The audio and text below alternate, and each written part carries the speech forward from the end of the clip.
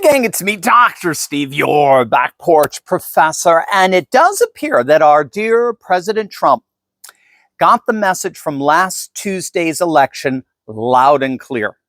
He just announced what may be the single most brilliant political chess move ever.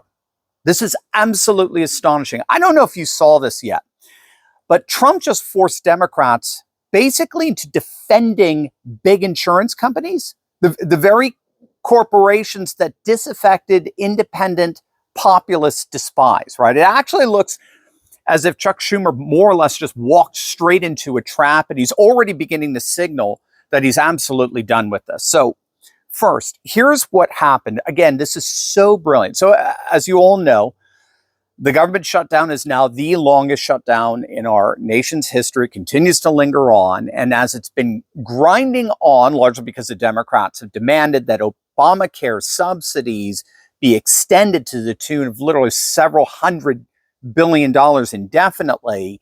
Now, what's so fascinating here is beyond the whole issue of illegals getting covered.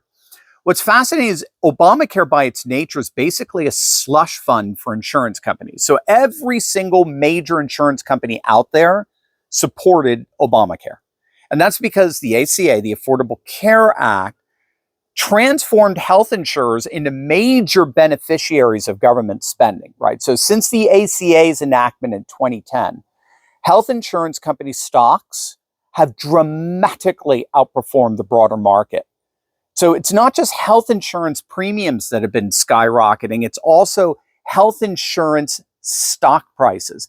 They've surged over 1,000% from 2010 to 2024, more than 4 times the S&P 500's growth during that same time period. So we're talking hundreds of billions of dollars, taxpayer dollars, flowing into these insurance companies. And just yesterday, Schumer blinked.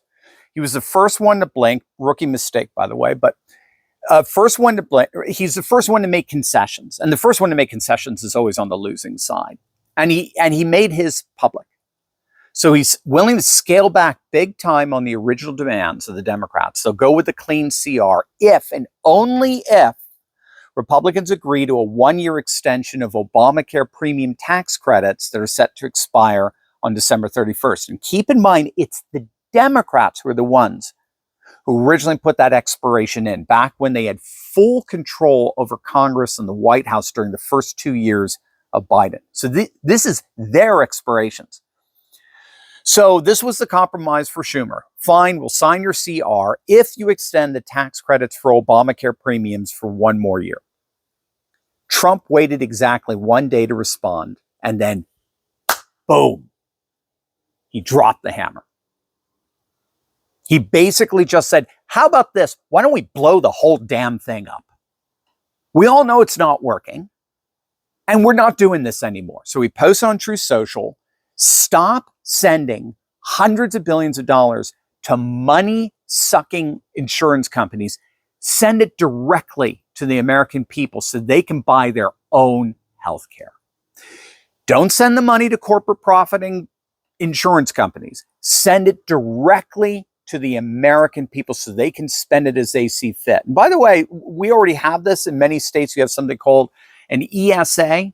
It's an education savings account where the government sends you money to a special account that can only be spent on education-related items, tuition, books, supplies, etc.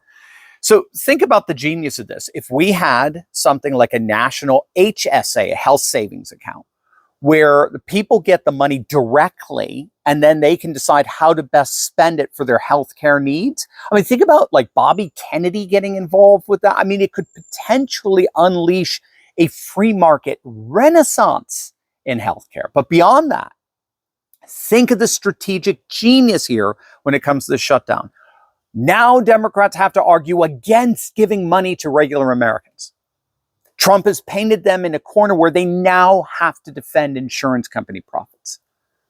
The very same corporations that more and more of the population have grown to radically distrust, not to mention the fact that progressive Democrats have run around for decades demonizing them. Now they actually have to defend them.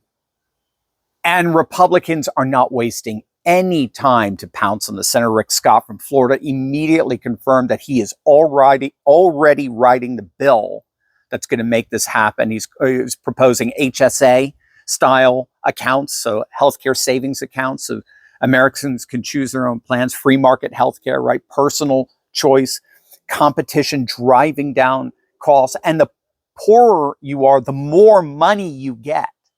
Who could possibly be against the? Oh yes, wait, the Democrats. They have to be, because it would blow up Obamacare.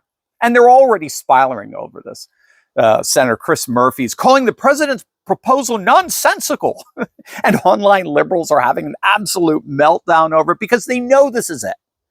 They know this may indeed be the silver bullet in more than just a shutdown. And if you listen to their arguments, they all literally boil down to one fundamental premise: the people cannot be trusted. The people may spend their money on junk coverage or junk plans. In other words, we Democrats know how best to spend your money. Again, I think Republicans are smelling blood here. Lindsey Graham is out there calling Trump's plan, his words, quote, simply brilliant. And Graham is a good barometer for right or for wrong for how Senate Republicans are going to respond as a whole. Now, of course, on top of all this, as we've been talking about all week, Trump's brilliance goes way beyond possibly ending this government shutdown. We've talked about how data from Tuesday's elections showed that while Republicans actually showed up to vote in very impressive numbers, that wasn't enough to defeat the Democrats along with left-leaning independents. And if you're asking, well, wait a minute, aren't there right-leaning independents? The answer is, of course. They're even bigger than left-leaning independents. In fact, they were the ones who helped Trump amass the single biggest landslide victory for a Republican in 2 generations. So what happened to them on Tuesday? Well, either they didn't show up or many defected over to the Democrats.